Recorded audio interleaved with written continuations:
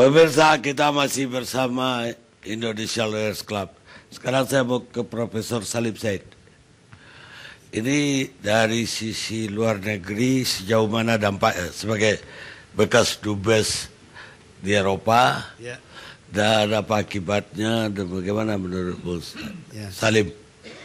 Saya tidak akan bicara dramatis karena acara kegiatan melaksanakan eksekusi sudah sangat dramatis. Ya, begitu dramatisnya. Setiap kita menunda eksekusi, kita berhasil mengundang banyak orang memaki-maki kita. Begitu. Jadi lebih cepat diselesaikan ini lebih baik. Sebab kalau tidak, semua orang yang berkepentingan atau tidak, itu suka ketemu wartawan TV One, Berita 1, Metro untuk kasih komentar. Dan ditunda. Lalu orang luar negeri bilang, lu takut dia, tekan aja terus. Dan Jokowi harus terpaksa menunjukkan dia nggak bisa ditekan. Daripada ngurus masalah lain, dia terpaksa mengurus itu. Saya nggak ngerti, ini sumber kesalahan Pak Jokowi kah, apa Kejaksaan Agung kah? Ya, sehingga semua soal menggali liang kubur tadi disiarkan di TV. Apa perlunya? Semua orang mati nanti kan atau dibakar atau dikuburkan.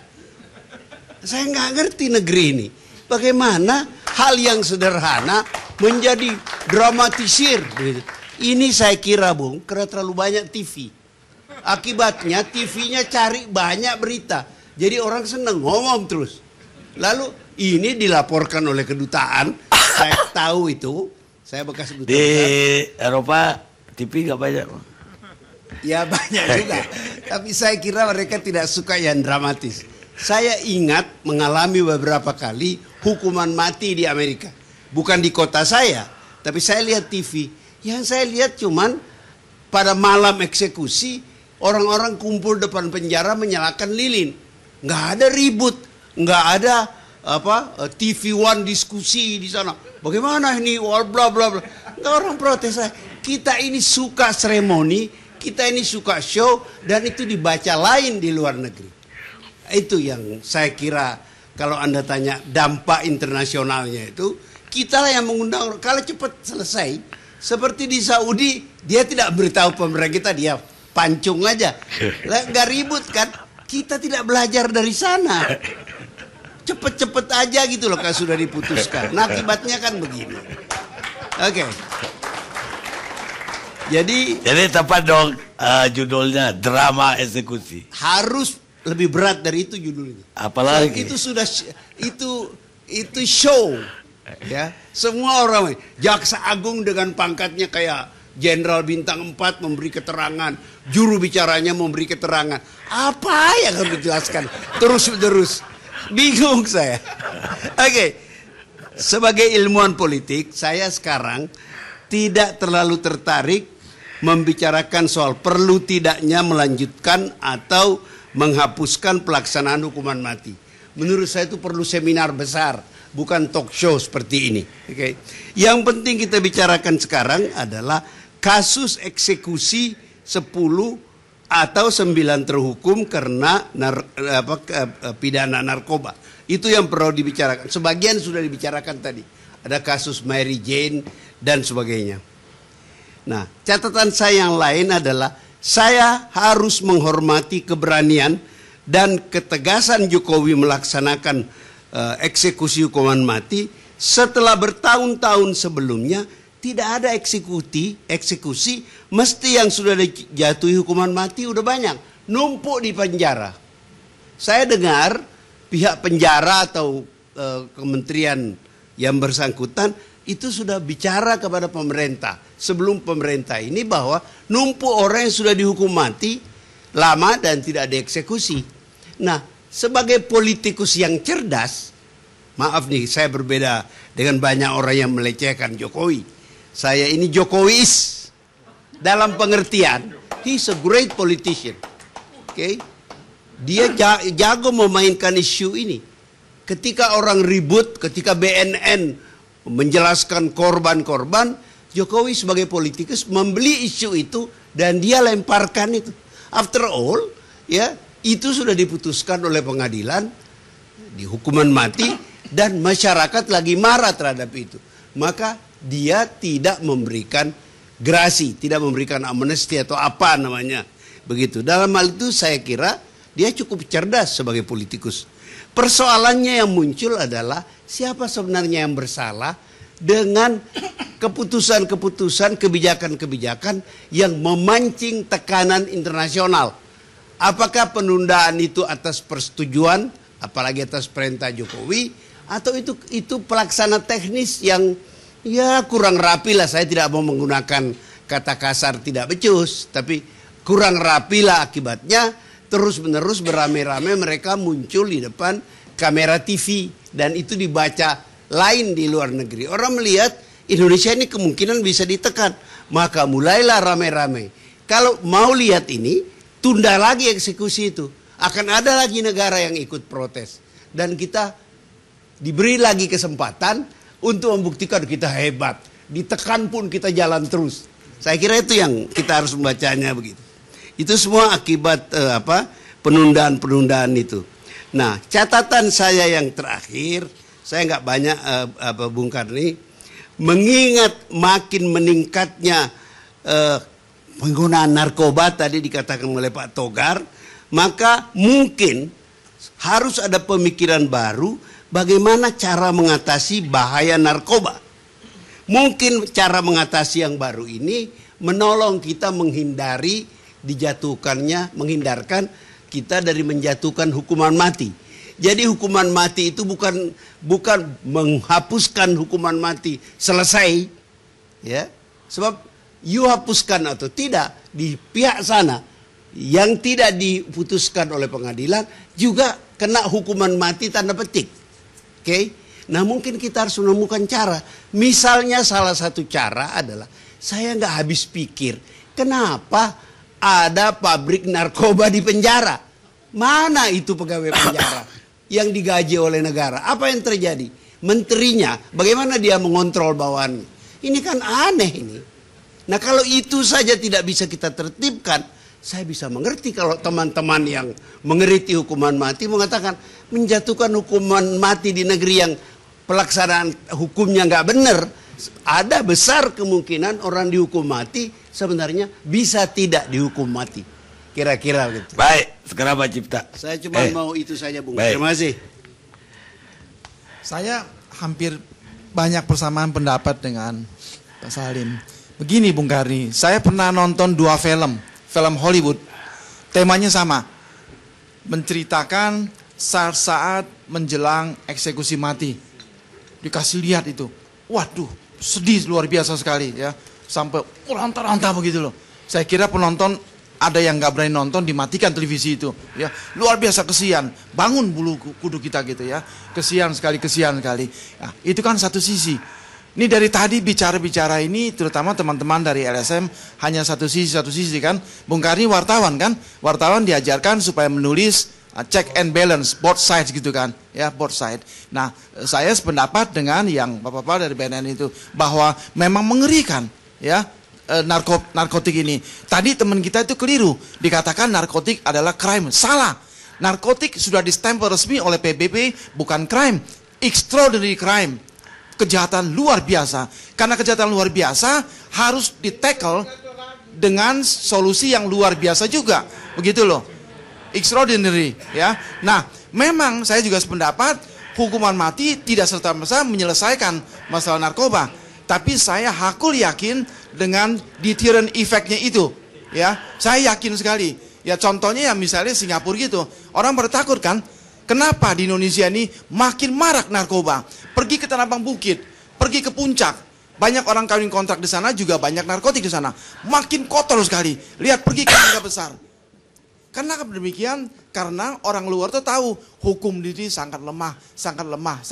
Pergi ke Mangga Besar gak Pak? Lah, narkotik dengan seks itu saudara kembar.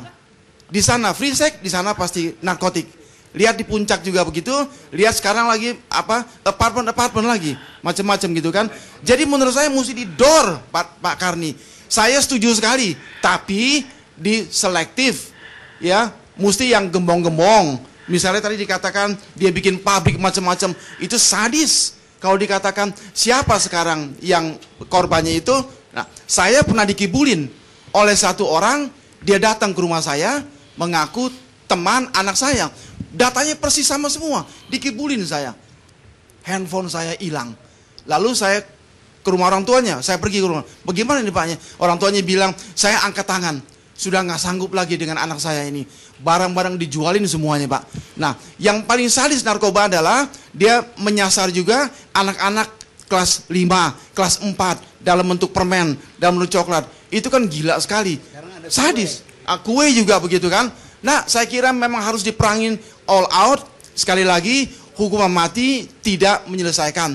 Tapi saya yakin hukuman mati akan membawa deterrent effect yang bagus. Minimal dengkul orang itu akan gemeteran kalau dilakukan. Dengkul itu bahasa Betawi, Pak Karni gitu loh. Nah, saya kira perlu di sini saya angkat topi dengan Presiden Jokowi. Biasanya saya suka kritik kan, di sini saya angkat topi, keliru kalau Pak Jokowi mengatakan Desember pertama kali.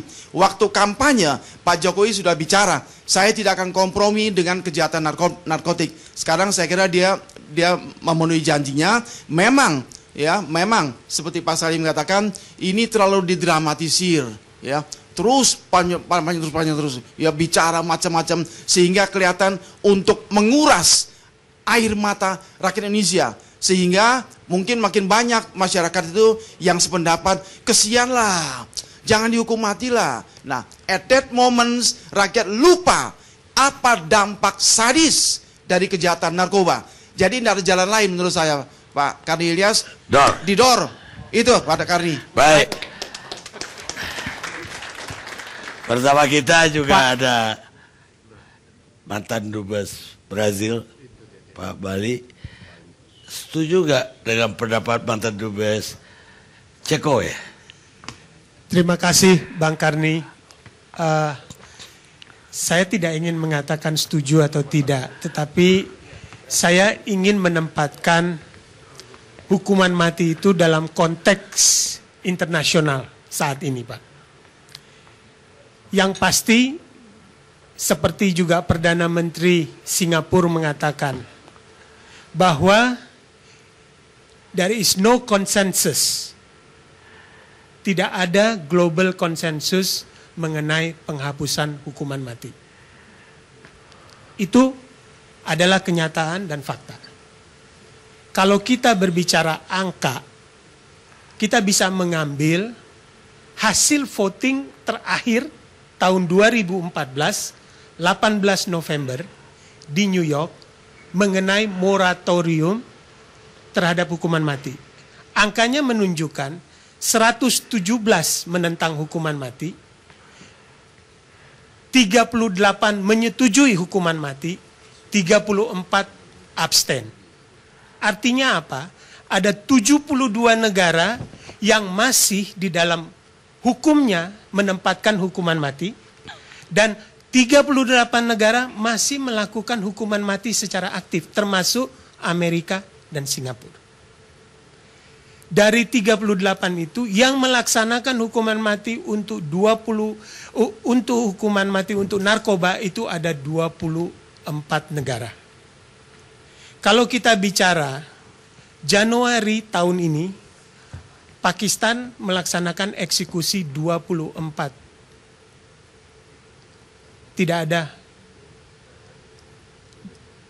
protes, tidak ada suara. Kecuali Mungkin tidak ada drama juga. Memang pelaksanaannya tidak dilakukan secara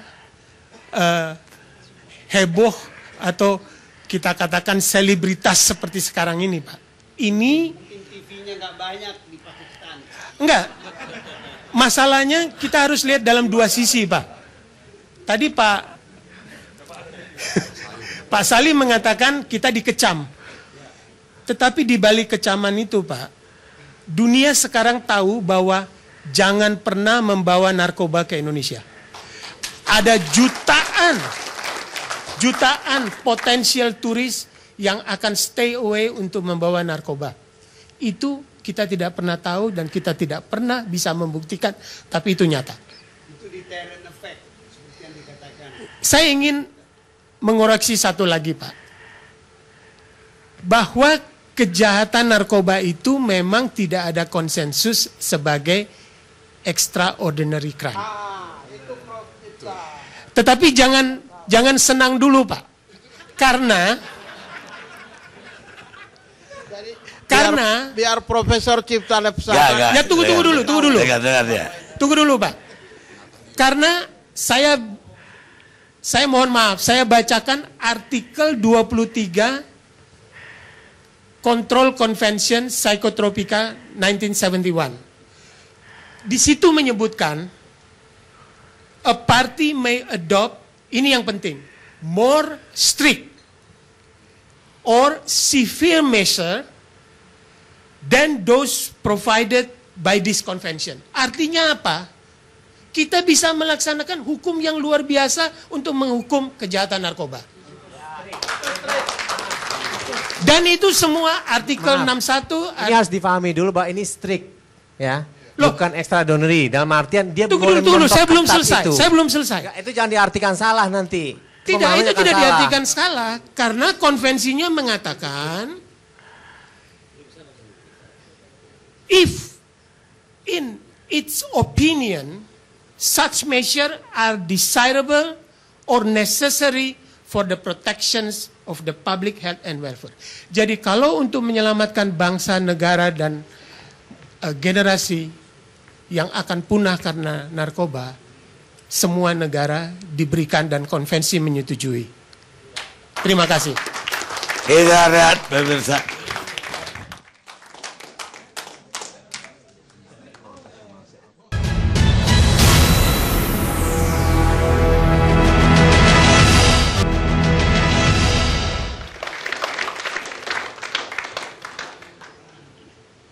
Pemirsa, kita masih bersama Indonesia Lawyers Club.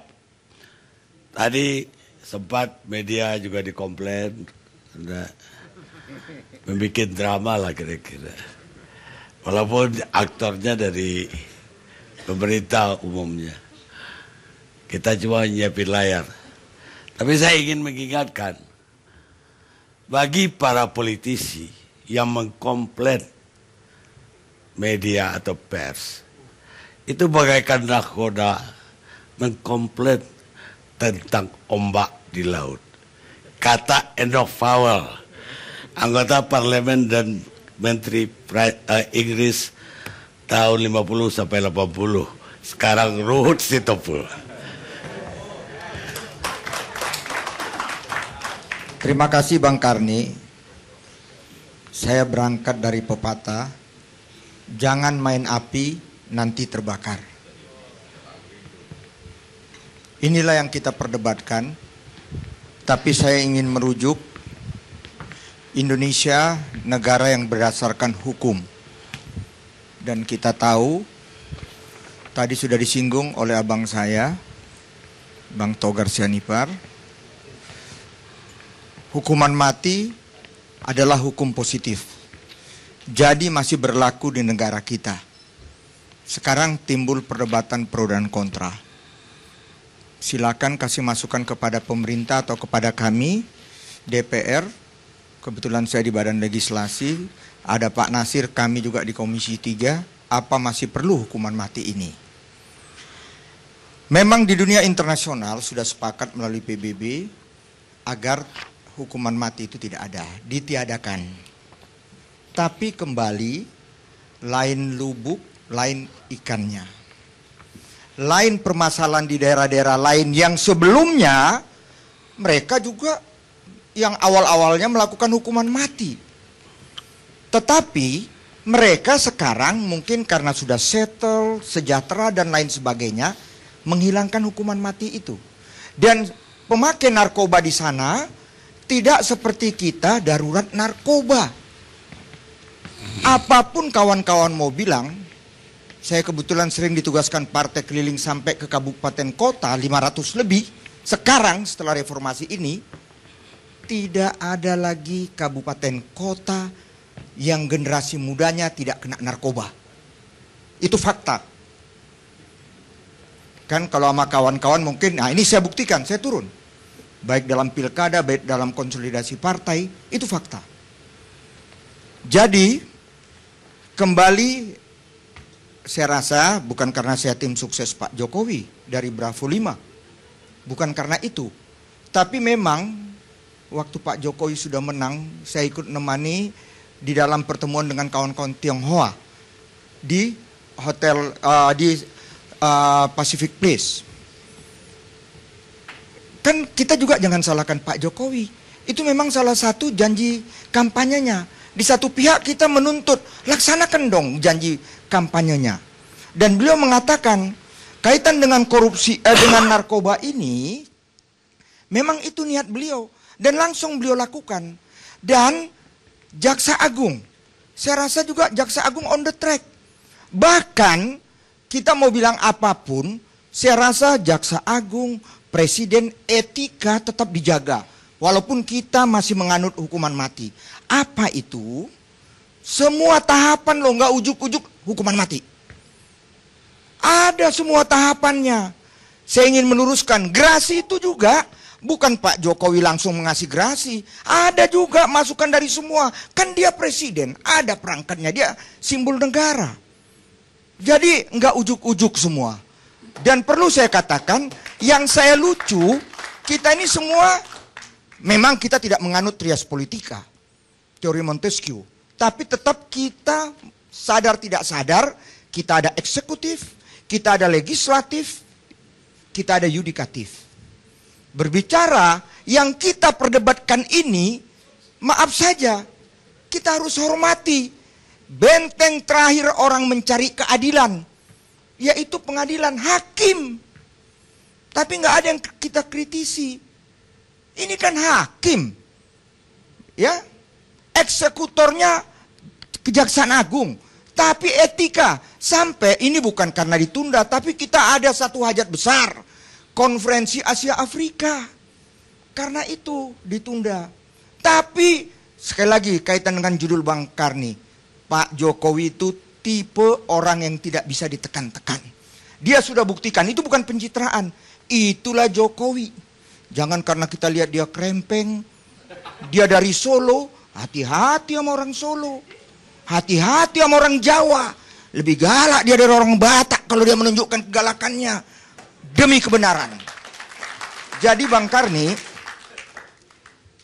kejadian nanti malam seperti yang dikatakan Bang Karni, tinggal ya jam, menit, detik akan terjadi.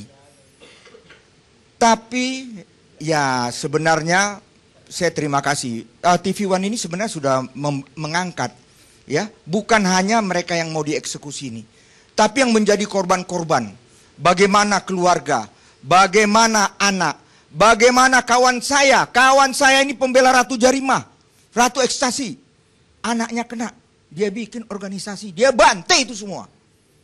Jadi kita sebelum keluarga kita kena, janganlah ya kita merasa tidak perlu.